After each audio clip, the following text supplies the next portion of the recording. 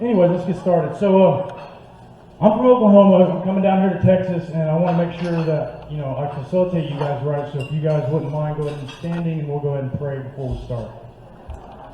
I'm just kidding. Y'all sit the fuck down.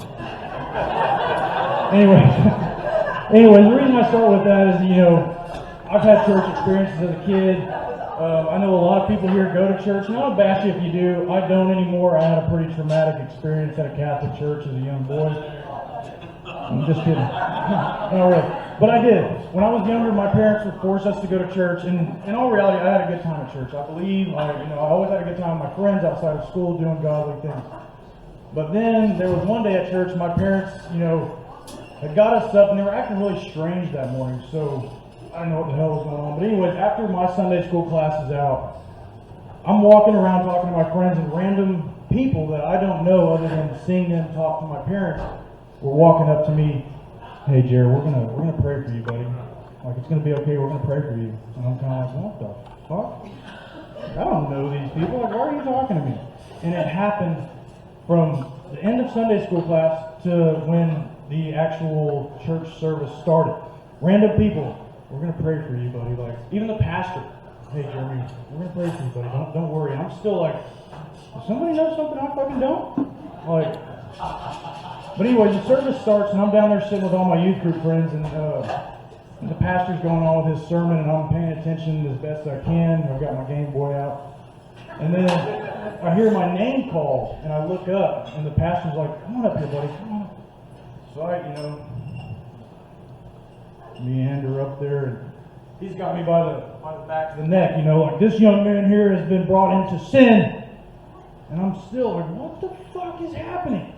Why am I up here? Like, everybody's looking at me. Like, nowadays I can handle all you guys looking at me. It's no big deal. But being in church as like a 15-year-old kid, it's fucking scary.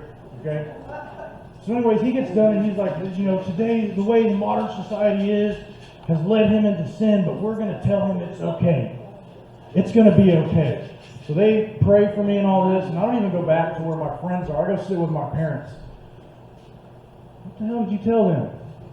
And they're the same thing. It's going to be okay. We're going to be all right. So church ends. We go to lunch and everything with my aunt and uncle. We have a great time, right? We get back home, and I'm undoing my shirt as I'm getting to my room, and I open my door and I look, and on my bed are all my Google Images prints of all my little nudie pictures I had hidden. So, like, I walk in and just... So I go... I don't know why I talking about this. I go over and I scoop them up in a pile real quick and I put them back under my mattress. Same spot. And I turn around and both of my parents are... Something you want to talk about? Well, obviously fucking not. You already found it. Like, no need to discuss it now. I know, I get it. Now I see why everybody wanted to pray for me. Like, I looked at boobs as a teenage boy. At least you didn't find crack. They didn't find my weed either, so that worked out pretty good. But since then, I have not really gone to church because I've realized church is like high school. It is. There's cliques in church. Believe it or not, Betty, Rosie, and the rest of the Golden Girls are talking shit on everybody else in there. He's a sinner. He's a sinner. And then you got to trust these women to watch your kid while they're like in the daycare center, and you get your kids back and it smells like talcum powder and Bengay. Sweetest ladies in the world, but they would talk the heaviest shit. But anyways, growing up, I kind of put some stuff together. Like, I was 14, 15 years old, and I got in trouble for wanting to look at boobs. Like, really?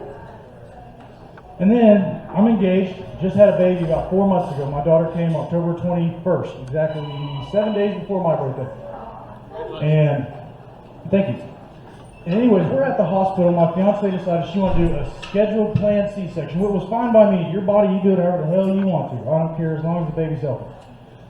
Everything goes smoothly, and she wants to breastfeed, which is fine. That's totally natural, but something in her breast, the milk wasn't able to make its way out. So the nurse was pretty much teaching her how to, they call it hand expression, milk herself, right?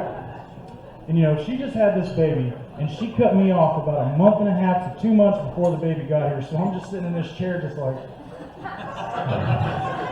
wow. Like, I know it's not me touching those boobs, but this is just as good because this nurse is hot. And I'm trying to be as super, like, not obvious as I can because my fiance is laying in the bed having her boobs played with, and it's not me, but I'm probably having way more fun than either of them.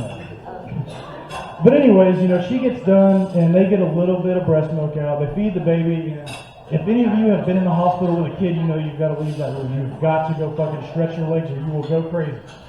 And also, if you don't leave, it's a constant honeydew list. Can you go do this? Can you go do that? Like, I gotta go stretch my legs. You leave me alone.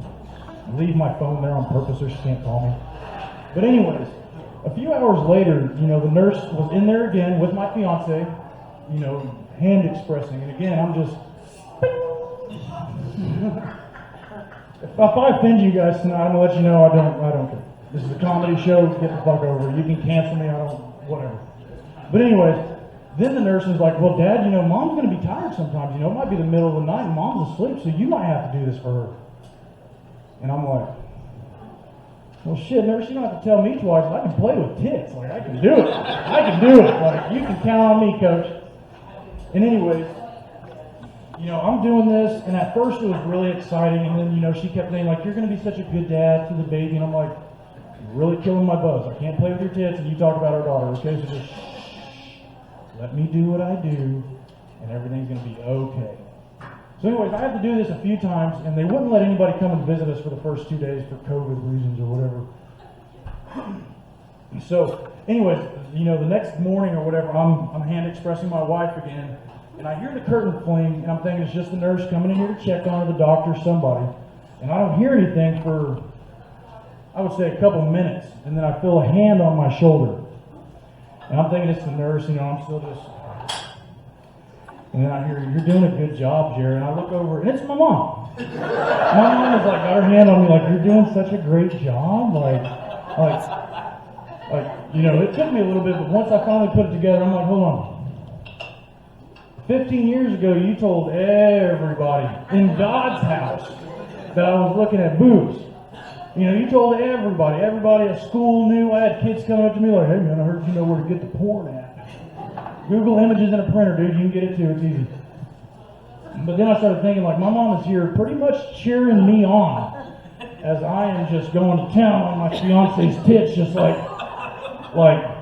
I tell you right now, if I was gay, I'd probably get the best hand job in town. I promise. As much work as I got on that,